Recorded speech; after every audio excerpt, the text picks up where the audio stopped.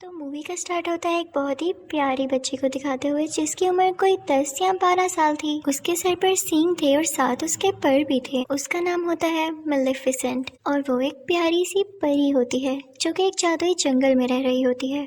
उसने आज तक बाहर की दुनिया देखी नहीं होती। उसके लिए सारा कुछ उसका यही प्यारा जंगल होता है। इवन आप ये भी सोच सकते हैं कि उसने आज तक इंसानों को नहीं देखा और फिर भी वो अपने जंगल में खुश है। उस जंगल में इंसानों के अलावा बाकी सारे क्रिएचर्स थे, अजीब अजीब जानवर भी थे। एक दिन मेलेफिसेंट जंगल में कहीं जा रही होती है तो उसे एक छोटा सा लड़का दिखाई देता है जो कि उसी की एज का था। वो उससे कहती है कि तुम कौन हो, यहाँ पर क्या कर रहे हो। वो छोटा बच्चा मेलेफिसेंट को बताता है कि मैं पास के ही किंगडम में रहता हूँ और मुझे यहाँ पर एक हीरा नजर आया था जिसे मैंने उठा लिया। तो मेलेफिसेंट उसे वो हीरा वापस लेती है और उससे कहती है कि आओ मैं तुम्हें तुम्हारे किंगडम तक छोड़ाती हूँ। तो वो लड़का कहता है कि ठीक है मैं चला तो जाता हूँ, लेकिन क्या तुम मुझसे दोस्ती करोगी और अगर कभी मैं दोबारा इस जंगल में आया तो क्या हम खेल सकते हैं। तो मेलेफिसेंट कहती है कि जादुई जंगल है और तुम्हारा यहाँ पे आना ठीक तो नहीं है, लेकिन देखेंगे। इसी के साथ वो दोनों हैंड शेक करते हैं तो मेलेफिसेंट को कोई करंट लगता है। इनफैक्ट उसे उस लड़के की पहनी गई लोहे के रिंग से करंट लगा था। वो बताती है कि लोहा परियों को जला देता है तो आइंदा इसे पहन कर मत आना। इसके बाद हम देखते हैं कि वो लड़का अपने किंगडम में वापस चला जाता है,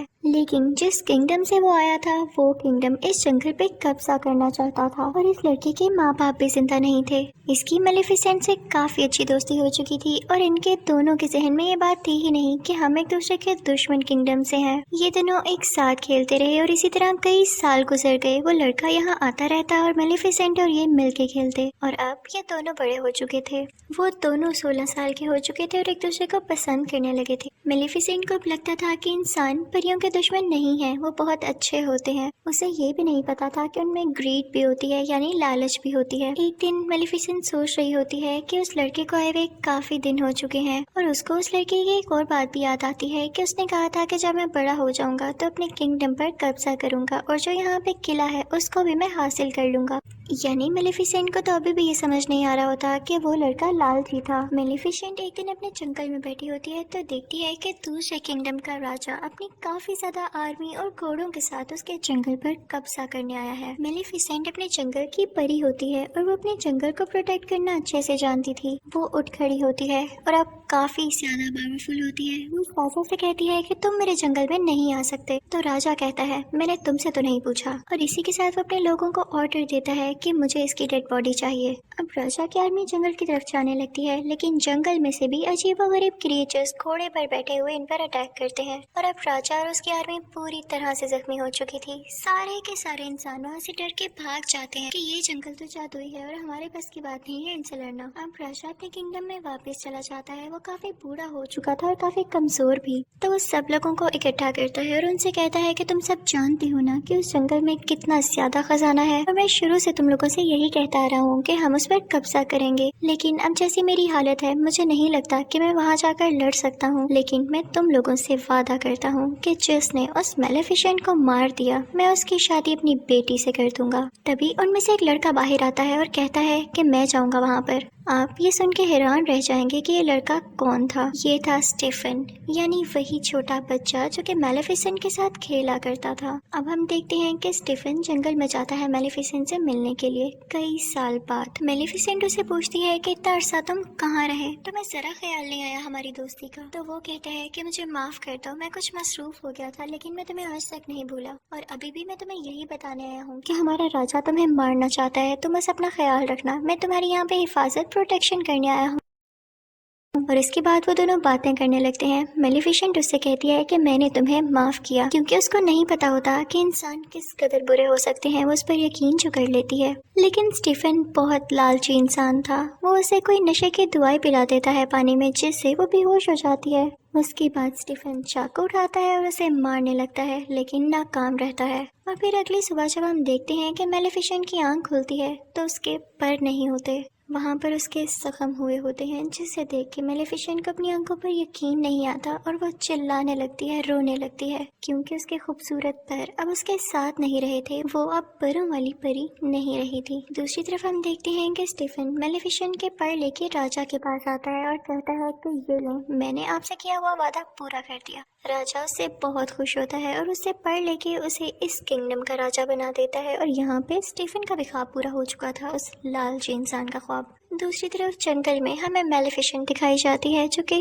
काफी उदास थी क्योंकि वो अब उड़ जो नहीं पाती थी। वो एक दिन जंगल में चलकर कहीं जा रही होती है कि देखती है कि एक शिकारी किसी कौवे को मारने वाला है। उसे ये सब चीजें बर्दाश्त नहीं होती थी, तो वो फौरन से उस कौवे को इंसान बना देती है और वो शिकारी बेचारा वहाँ से डर के भाग जाता है। वो कौवा जो कि अब इंसान बन चुका था उसके पास आता है और कहता है कि थैंक यू, लेकिन आपने ऐसा क्यों किया? तो मेलेफिसेंट कहती है कि मैं नहीं बता सकती, बस मेरे दिल में रहने वाला। तो वो कौवा कहता है कि अब मैं आपकी सारी जिंदगी खिदमत करूंगा और जो मुझसे कहेंगे मैं आपकी हर बात मानूंगा। वो इंसान बनने पे काफी खुश होता है, तो मेलेफिसेंट भी इस बात से एग्री हो जाती है और उसका नाम डीएवल रखती है। हम डीएवल उस इन्फॉर्मेशन ला कर देता था। मेलेफिसेंट को पता चलता है कि स्टीफन ने फुल हाउस राजा बनने के लिए उसके पैर काटे, तो उसे इंसानों से नफरत होने लगती है। उसके पैर के जानवर से खत्म हो जाता है। हम देखते हैं कि उसके किंगडम में स्टीफन की बरखा के बेटे की शायद शादी हो चुकी थी और उसकी एक बेटी को पैदा होती है। वहाँ पे काफी सारे सेलिब्रेशंस हो रहे होते हैं और किसी को कुछ पता नहीं होता कि अभी कौन कौन आया था, कितने कितने दूर से आया था। और इसी चीज का फायदा उठाते हुए मेलेफिसेंट भी वहाँ पर जाते हैं और उसे गिफ्ट देने लगती है।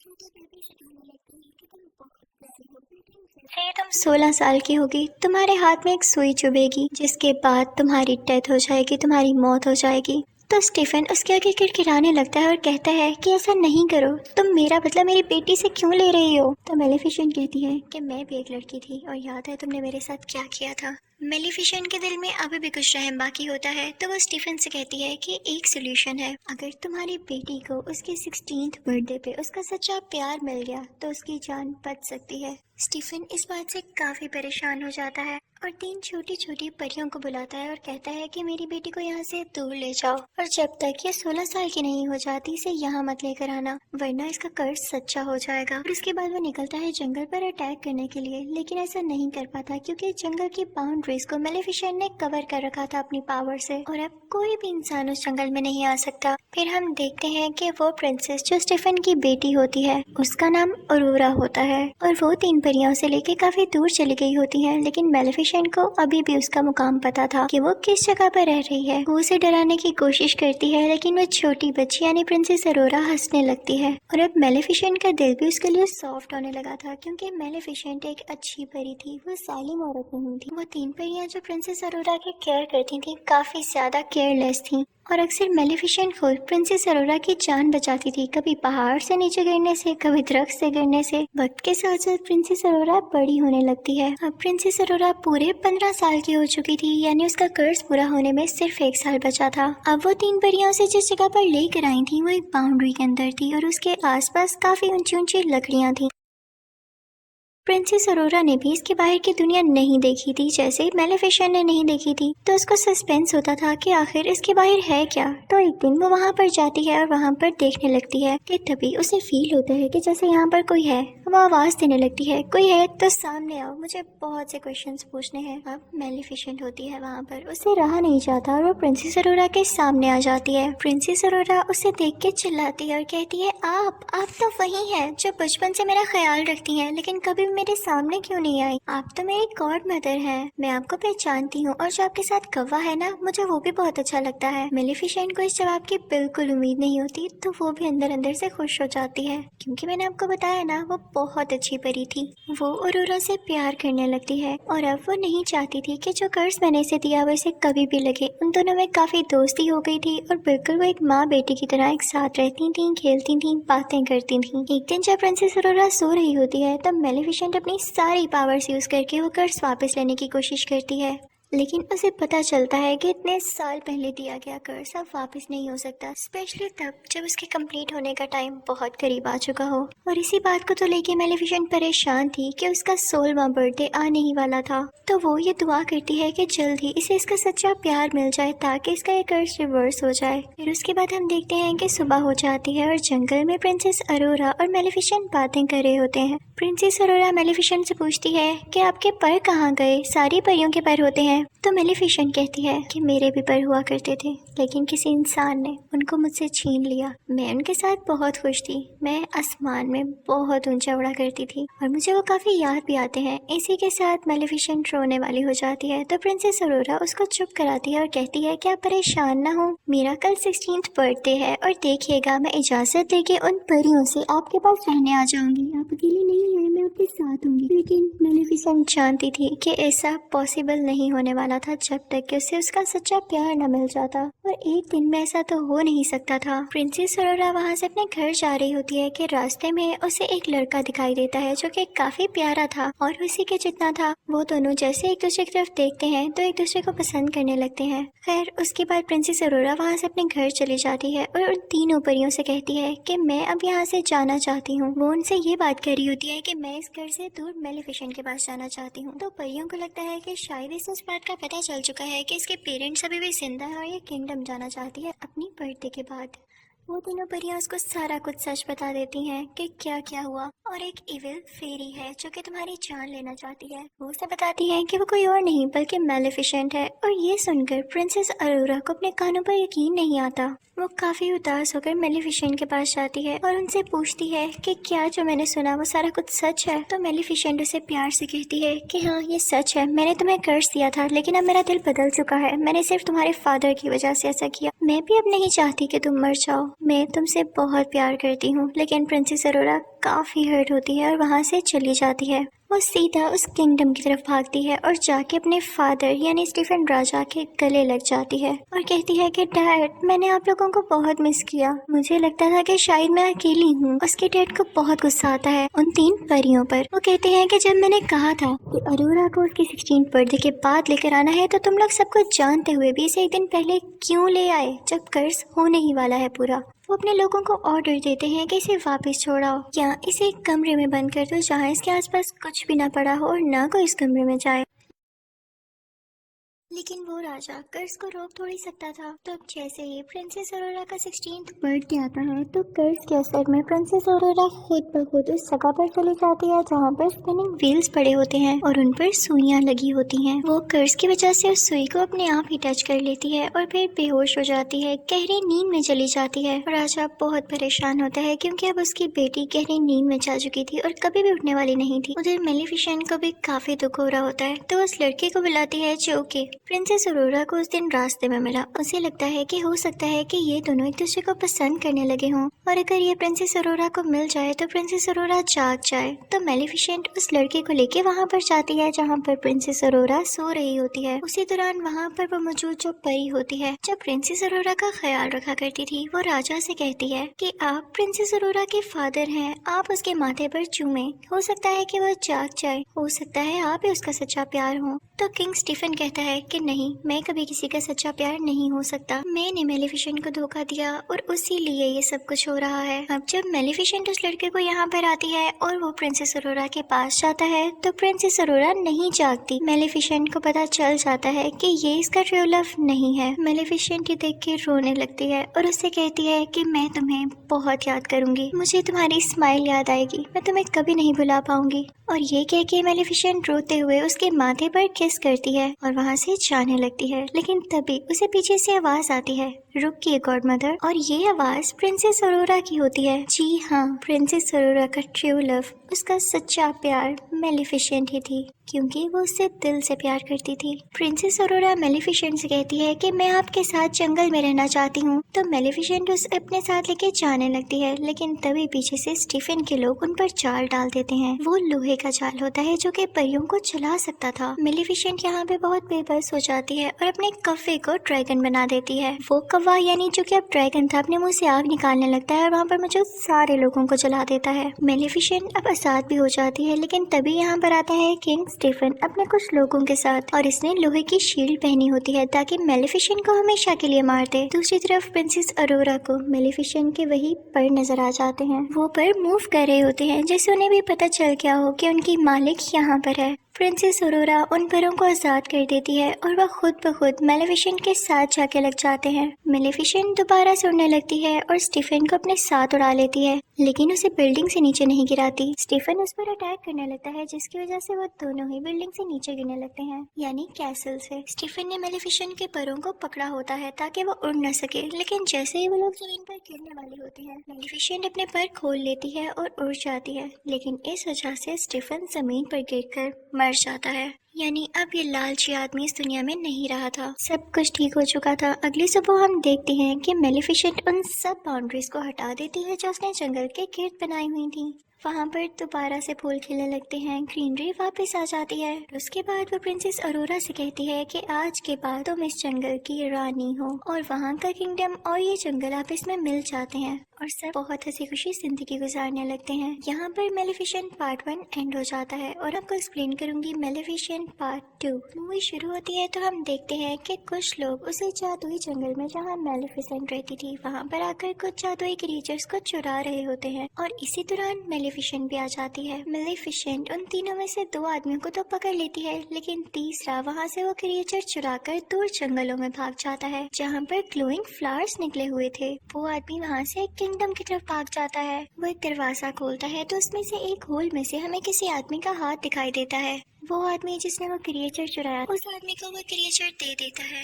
उसके कपड़ों पर वही ग्लोइंग फ्लावर भी लगा होता है जिसे वो आदमी ले लेता है और इन दोनों चीजों के बदले में उसे पैसे देता है। फिर हमें ये भी दिखाया जाता है कि उस किंगडम के लोग अभी तक मेलेफिसेंट को दिल से अच्छा नहीं मानते थे। वो समझते थे कि इसने हमारी प्रिंसेस को चुराया और ये हमेशा से प्रिंसेस अरोरा को मारना चाहती थी। अब सीन चेंज होता है और हम प्रिंसेस अरोरा को जंगल में काफी खुश देखते हैं। वो वहाँ की रानी जो बन चुकी थी और डिफरेंट क्रिएचर्स के साथ डांस कर रही थी। सब लोग उसके पास अपने अपने मसले लेकर आते थे। उसे बताया जाता है कि यहाँ से एक क्रिएचर गायब हो गई है, वही क्रिएचर जो कि वो आदमी चुरा कर भागा था। तो ये सुन के प्रिंसेस अरोरा काफी परेशान हो जाती है। तो वहाँ पे वही छोटी हाइट वाली 3 परियां आती हैं और उसे खुश करने लगती हैं। उसका क्राउन लेके भागने लगती हैं ताकि वो भी उसके पीछे पीछे आए। और प्रिंसेस अरोरा जैसे ही नीचे जाती है तो उसे कौन दिखाई देता है भला? वही लड़का जो कि मूवी यानी मेलेफिसेंट पार्ट 1 के एंड पे उसके पास आया था, लेकिन तब तक उसका ट्रू लव नहीं था। वो भी एक प्रिंस था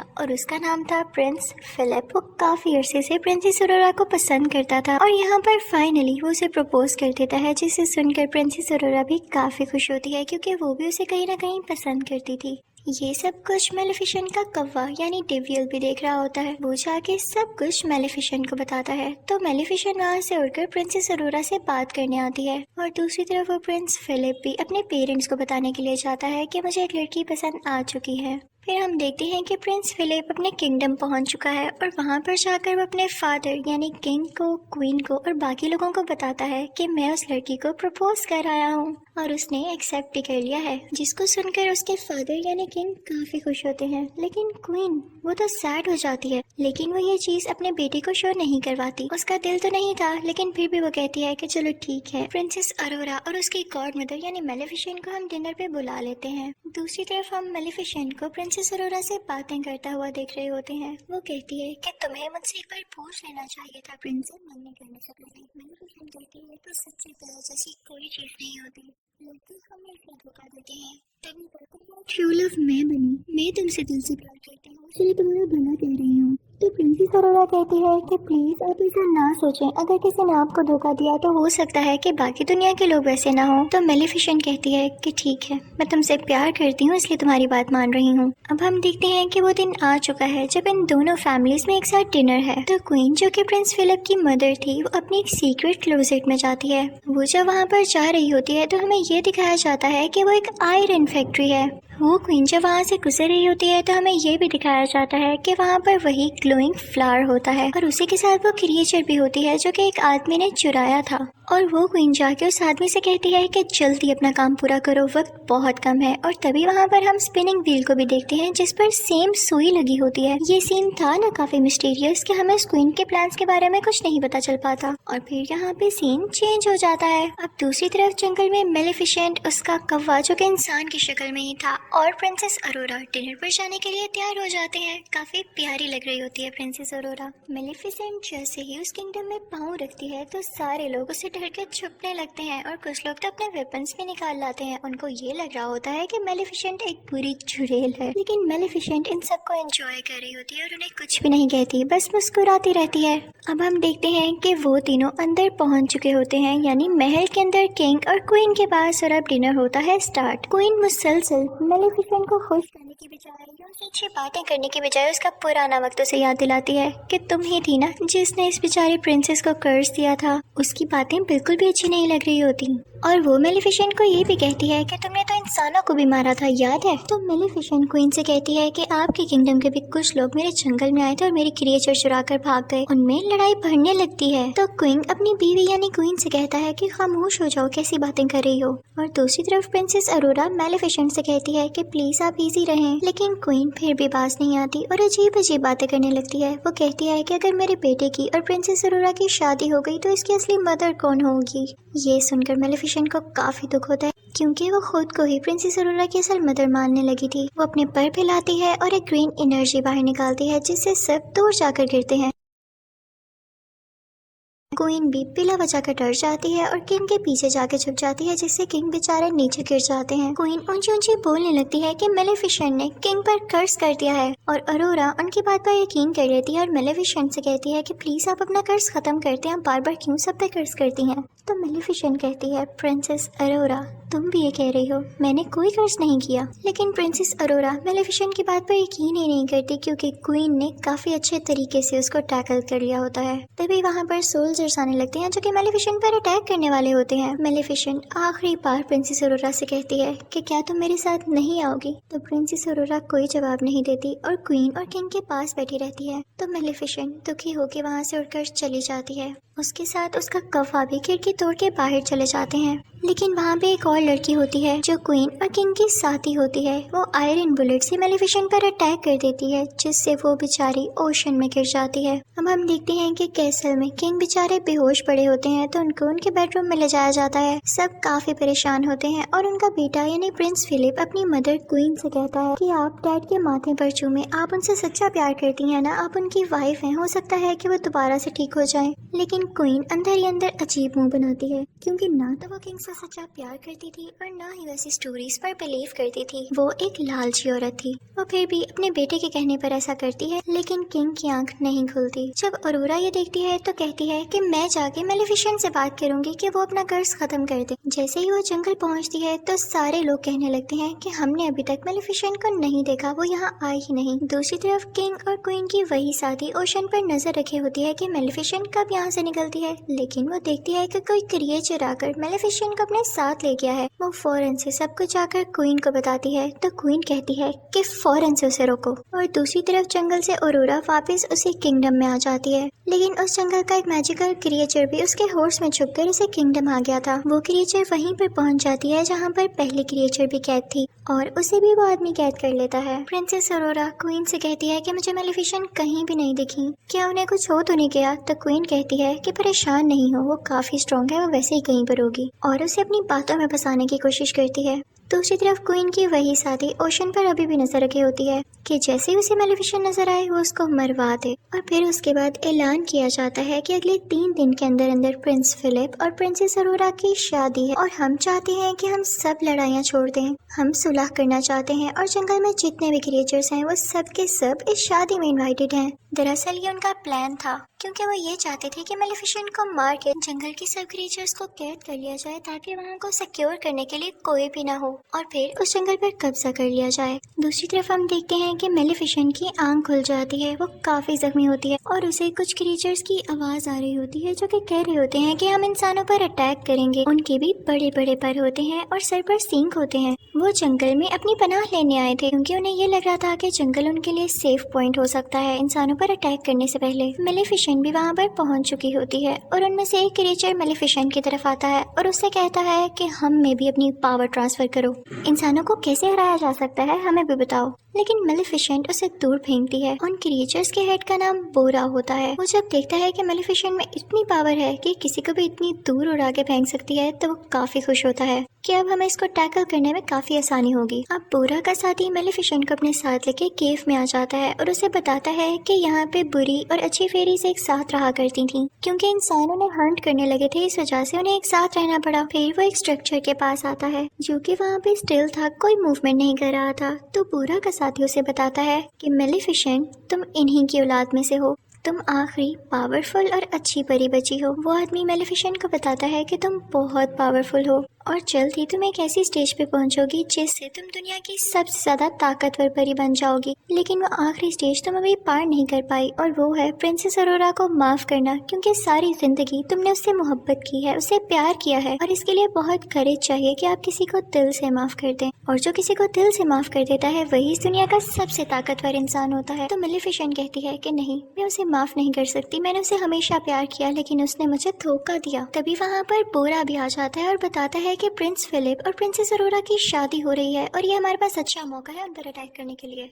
लेकिन मेलिफिसेंट यहाँ चुप रहती है। दूसरी तरफ हम ये भी देखते हैं कि प्रिंसेस अरोरा को क्वीन अपनी ढकी छुपी बातों से काफी टॉर्चर करने लगती है और प्रिंसेस अरोरा को ये फील भी होने लगता है। तो वो प्रिंस फिलिप के पास जाती है और उसे कहती है कि मैं सिर्फ आपके लिए बर्दाश्त कर रही हूँ, वरना मुझे क्वीन अच्छी नहीं लगने लगी। दूसरी तरफ हम ये देखते हैं कि क्वीन का वही आदमी जो कि उस फैक्ट्री में काम कर रहा होता है उस ग्लोइंग फ्लावर के ऊपर, वो उससे कुछ डस्ट तैयार कर लेता है जिसे बताता है कि इससे परियां मर सकती हैं और ये मैंने मेलिफिसेंट को मारने के लिए तैयार किया है। उसे देख के क्वीन काफी खुश होती है। उसके पास एक छोटी सी फेरी भी होती है और जैसे ही वो पाउडर उस पर डालता है तो वो फेरी मर जाती है। क्वीन बहुत खुश हो जाती है, लेकिन वो आदमी उसे कहता है कि ये पाउडर तभी और ज्यादा बन सकता है जब आप मुझे वो ग्लोइंग फ्लावर्स और ज्यादा ला के दें। तो क्वीन अपने लोगों को ऑर्डर्स देती है कि जल्दी जाओ और वो फ्लावर्स फौरन से इकट्ठे करके लाओ। और जैसे ही उसके आदमी उधर पहुंचते हैं वो फ्लावर्स लेने के लिए, तो मेलिफिसेंट को खबर हो जाती है और वो भी वहाँ पे पहुंच जाती है। लेकिन तब तक बहुत देर हो चुकी थी, उसके सोल्जर सारे फ्लावर्स उतार चुके थे और मेलिफिसेंट यहाँ पे कुछ भी नहीं कर पाती। बस वो बहुत उदास थी क्योंकि उसके साथ हमेशा बुरा ही हुआ था।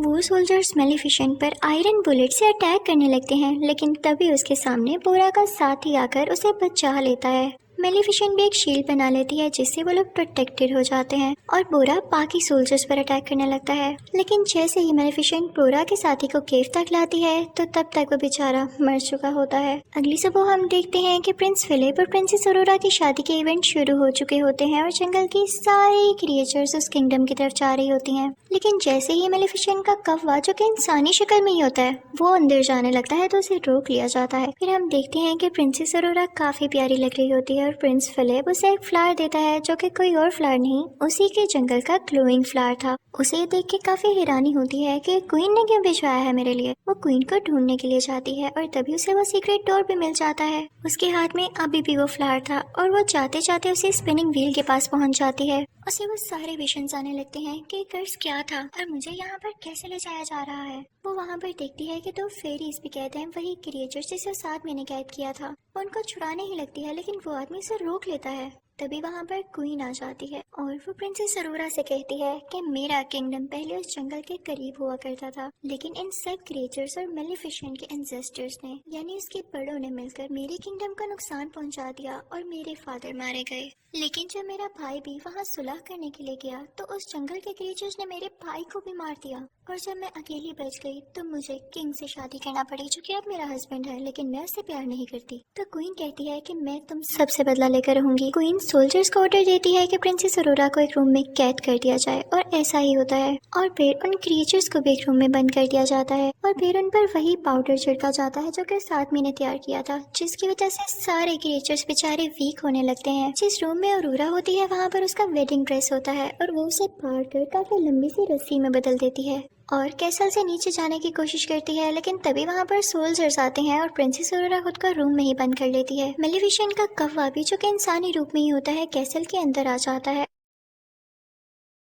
और दूसरी तरफ प्रिंस फिलिप अपने बीमार फादर के पास बैठा होता है और उसे ये सब कुछ नहीं पता होता। अब क्वीन अपने कैसल की छत पर होती है और वो इस जंगल की तरफ काफी बॉम्ब्स फेंक रही होती है। दूसरी तरफ बोरा भी अपने लोगों के साथ इस किंगडम पर अटैक करने के लिए आ रहा होता है। दूसरी तरफ अरोरा मौका पाके उसी ड्रेस से लटकते हुए नीचे आ जाती है किंग के रूम में, जहाँ पे प्रिंस फिलिप भी होता है। वो उसे सब कुछ बताती है कि क्वीन ने मेरे साथ क्या किया और मेलेफिसेंट ने आपके फादर को कर्ज नहीं दिया बल्कि आपकी मदर नहीं दिया है, जिसे सुनकर प्रिंस फिलिप काफी हैरान होता है। और दूसरी तरफ हम देखते हैं कि बोरा और उसके साथी किंगडम पर अटैक करने आ रहे होते हैं, लेकिन उन पर मुसलसल आगे से अटैक कर रहे होते हैं किंगडम वाले और उनमें से कुछ लोगों को पकड़ भी लेते हैं। प्रिंसेस अरोरा को मेलेफिसेंट का वही कौवा दिखाई देता है जो कि इंसान ही बना हुआ था। वो उससे कहती है कि हमें लोगों की जान बचाने के लिए यहाँ की चर्च का दरवाजा खोलना होगा और वो दोनों मिलकर दरवाजा खोलने लगते हैं। वहाँ पर जाकर वो सारे क्रिएचर्स को बचा लेते हैं और वहाँ पर मौजूद छोटी छोटी फेरीज उन सुराखों में फूल भर देती हैं जहाँ से पाउडर निकल रहा था और अब वो डस्ट पाउडर वहाँ से बाहर नहीं निकलता और ना ही किसी क्रिएचर को नुकसान पहुँचाता है।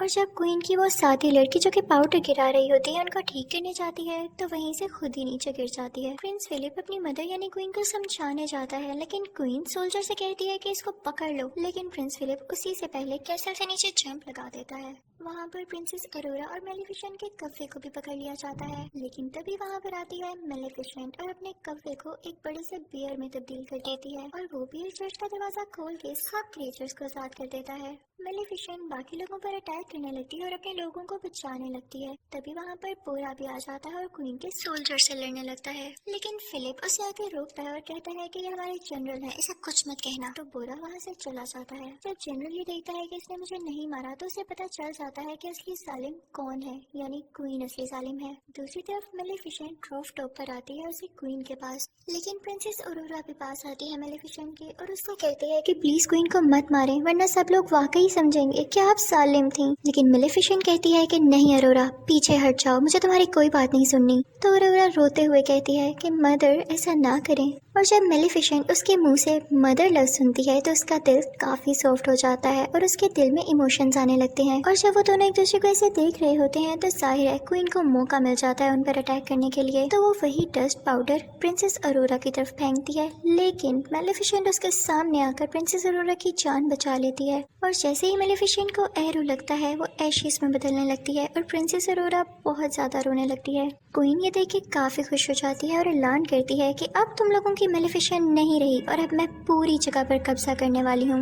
लेकिन तभी हम देखते हैं कि प्रिंसेस अरोरा के आंसू मेलेफिसेंट के एशेस पर गिरते हैं और मेलेफिसेंट फिर से जिंदा हो जाती है। उसके बड़े बड़े पर आ जाते हैं। क्वीन को बहुत गुस्सा आता है, वो प्रिंसेस अरोरा को कैसल से नीचे धक्का दे देती है और मेलेफिसेंट उसे बचा लेती है। प्रिंस फिलिप को भी अपनी मदर के बारे में सब कुछ पता चल चुका था, इसलिए वो भी मेलेफिसेंट के पास आ जाता है और मेलेफिसेंट मान जाती है प्रिंसेस अरोरा और प्रिंस फिलिप की शादी के लिए। तभी मेलेफिसेंट के पास वो छोटा आदमी भी आता है जिसने उसके क्रिएचर्स को कैद किया हुआ था। वो उसके क्रिएचर्स छोड़ देता है और उसे वही सुई देता है जिसकी वजह से वो कर्ज फैला। अब सबको पता चल जाता है कि कर्ज फैलाने वाली असली क्वीन ही थी। अब किंग भी जाग चुका था और क्वीन को बोरा के लोग पकड़ लेते हैं और उसे फेंकते हैं। मेलेफिसेंट उसे कोर्ट में बदल देती है और वहाँ की सारी जगह को फूलों से सजा देती है और फिर वो बोरा से कहती है कि तुम लोग अच्छे क्रिएचर्स हो, तुम हमारे साथ रह सकते हो। और फिर उसके बाद वो अरोरा को वेडिंग ड्रेस पहनाती है और वो ऐलान करती है कि हम सारे मिलकर रहेंगे एक यूनियन में। और उसके बाद प्रिंस फिलिप की और प्रिंसेस अरोरा की शादी हो जाती है। किंग भी